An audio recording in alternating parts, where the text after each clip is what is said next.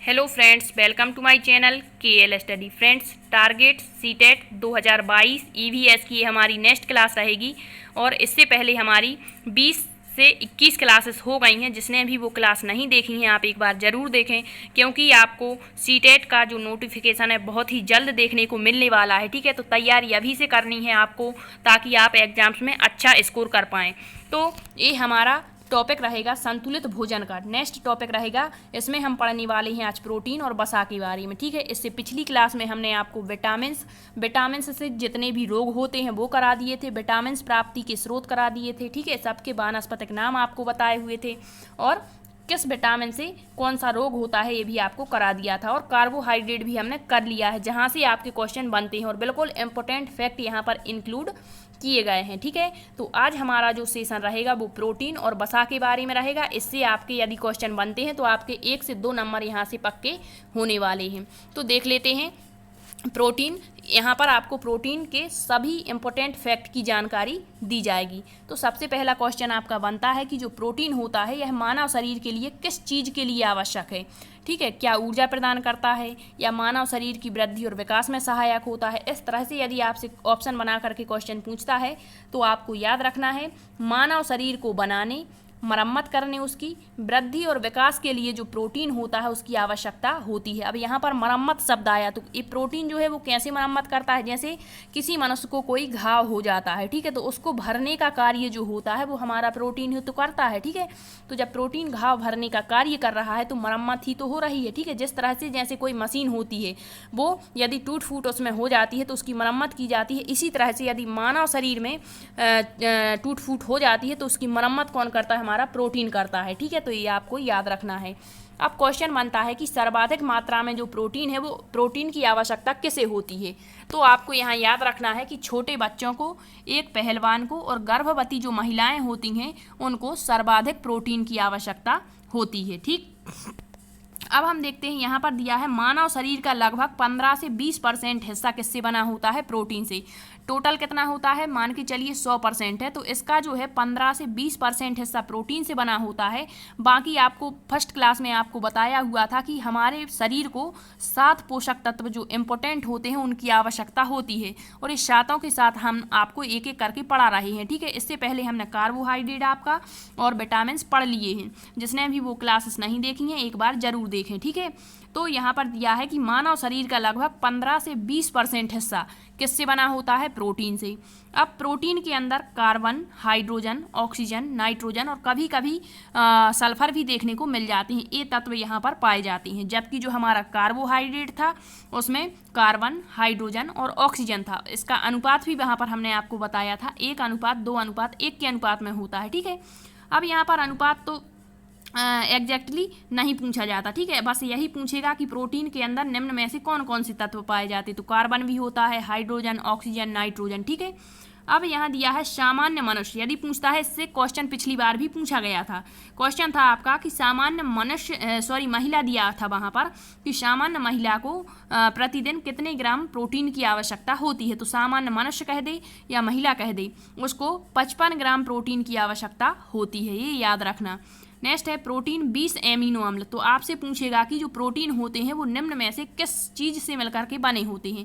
तो प्रोटीन की इकाई ही होते हैं एमिनो अम्ल, इसी से मिलकर बने होते हैं। और यदि इनकी संख्या पूछता है आपसे तो आपको याद रखना है 20 एमिनो अम्लों से मिलकर के प्रोटीन बना होता है। और ये जो 20 एमिनो अम्ल हैं ये भी 2 पार्ट्स में डिवाइड होते हैं। ठीक है, कौन कौन से, तो 10 होते हैं जो वो आवश्यक होते हैं और 10 होते हैं अनावश्यक एमिनो अम्ल।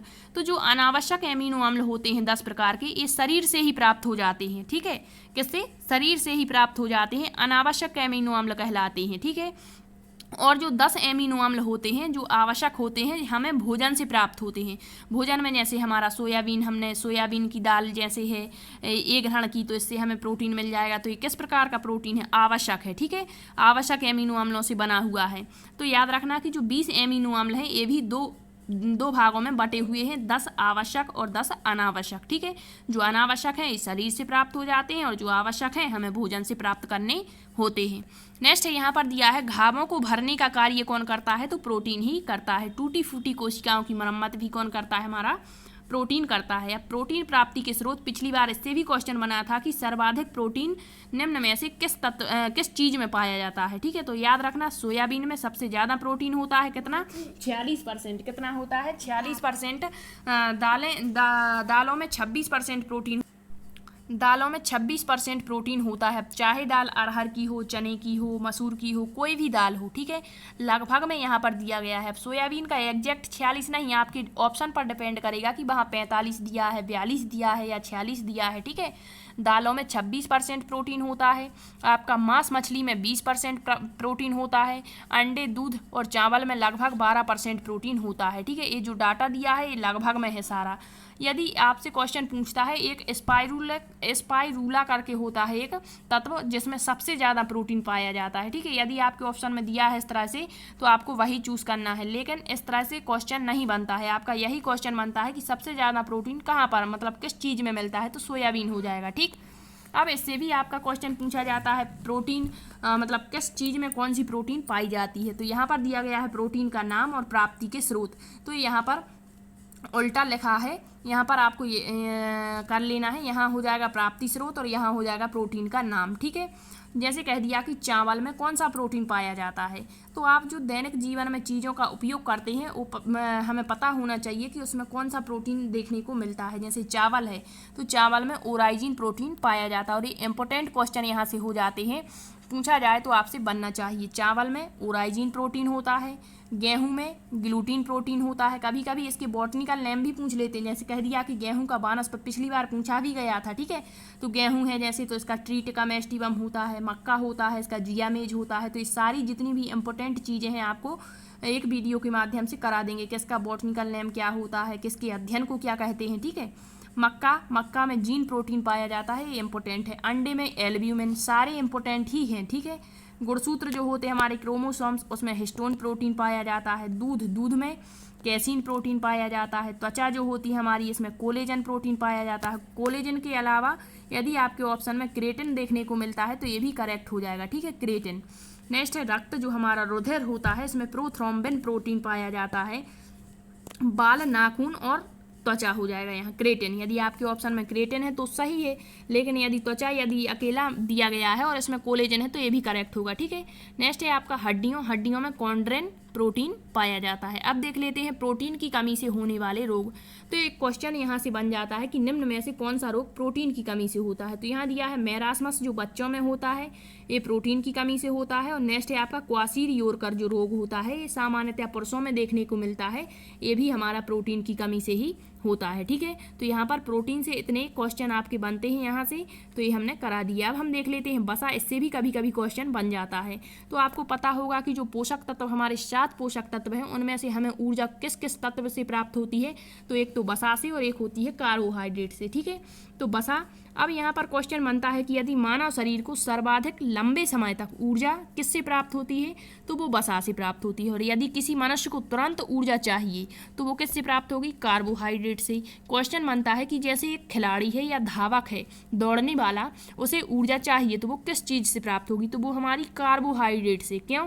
क्योंकि जो कार्बोहाइड्रेट होता है वो तुरंत ऊर्जा प्रदान करता है। जबकि यदि कह दें कि उपवास के समय मानव शरीर को किस चीज़ से ऊर्जा प्राप्त होगी, किस तत्व से ऊर्जा मिलेगी, तो वो वसा से मिलेगी। क्योंकि जो वसा होती है वो हमारे शरीर में संचित रहती है और यह हमें लंबे समय तक ऊर्जा प्राप्त करने में सहायता करती है। ठीक है, तो याद रखना, मानव शरीर को यदि तुरंत ऊर्जा चाहिए तो वो कार्बोहाइड्रेट से मिलेगी, जबकि सर्वाधिक और लंबे समय तक ऊर्जा यदि चाहिए तो वो वसा से प्राप्त होगी। ठीक, यही इसमें अंतर होता है। नेक्स्ट है, और सबसे ज़्यादा ऊर्जा यदि पूछ ले आपके कि सबसे ज़्यादा ऊर्जा मानव शरीर को किस तत्व से मिलती है, तो वो वसा होगा। ठीक, यहाँ पर दिया है वसा से हमें 9.3 किलो कैलोरी ऊर्जा प्राप्त होती है, और वहाँ पर जो हमारा कार्बोहाइड्रेट होता है वहाँ पर 4.1 या कहीं कहीं 2 भी मिलता है, तो इतनी ऊर्जा वहाँ पर प्राप्त होती है। तो सबसे ज़्यादा ऊर्जा तो हमें वसा से ही मिलती है। ठीक, स्वस्थ मनुष्य को प्रतिदिन 1 ग्राम वसा की आवश्यकता होती है, और वसा के अंदर भी कार्बन, हाइड्रोजन और ऑक्सीजन तत्व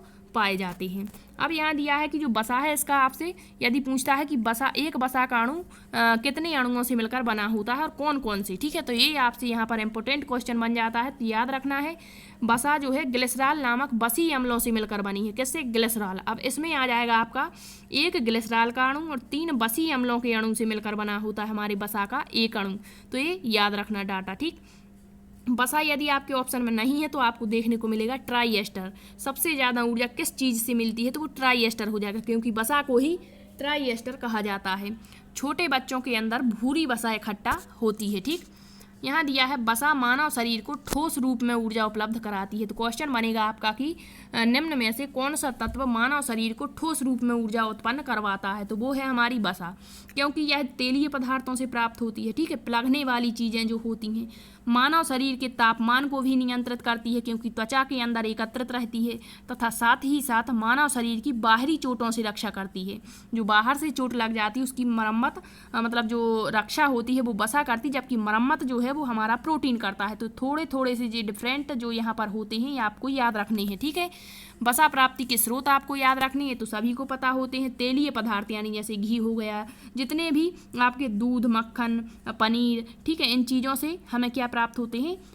वसा प्राप्त होते हैं, ठीक है। नेक्स्ट है यहाँ पर नोट में आपको नोट पॉइंट याद रखने हैं, ये इंपॉर्टेंट है। भूख हड़ताल, क्योंकि ये लंबे समय तक चलती है। लंबे समय तक हमें ऊर्जा कौन देता है? वसा। उपवास भी लंबे सारे दिन का होता है तो ये भी एक लंबा टाइम हो जाता है। तो यहाँ भी ऊर्जा हमें किस चीज़ से प्राप्त होगी? वसा से। तो याद रखना भूख हड़ताल और उपवास के समय मानव शरीर को जो ऊर्जा होती है, एनर्जी जो होती है, वो हमें वसा से प्राप्त होती है। जबकि एक धावक या खिलाड़ी को ऊर्जा किससे मिलेगी? कार्बोहाइड्रेट से। नेक्स्ट है पीने योग्य दूध में यदि आपसे पूछता है कि सबसे ज़्यादा वसा किसके दूध से प्राप्त होती है, तो वो भैंस के दूध से प्राप्त होती है।